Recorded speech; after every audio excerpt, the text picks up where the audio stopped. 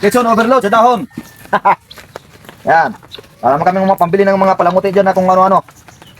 Yung mga mahaling lamas. Pangalan lang to. Kitchen pang mahirap. Ito mga kasagol, oh. 3 klaseng dahon ngayon ang ilalagay namin dito sa loob para siguradong mabango. Mas mabango pa sa jowa mo.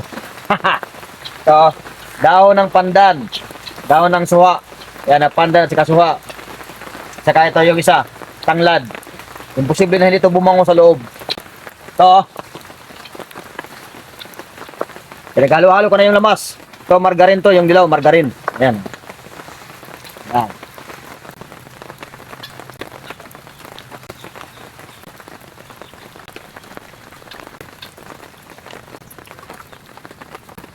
Lad.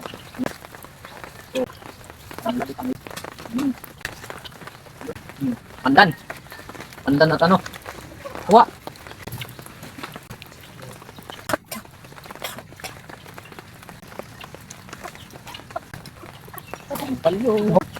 Kasi mag-Valentine's kaya sinabaw namin. Daming dahon. Yan.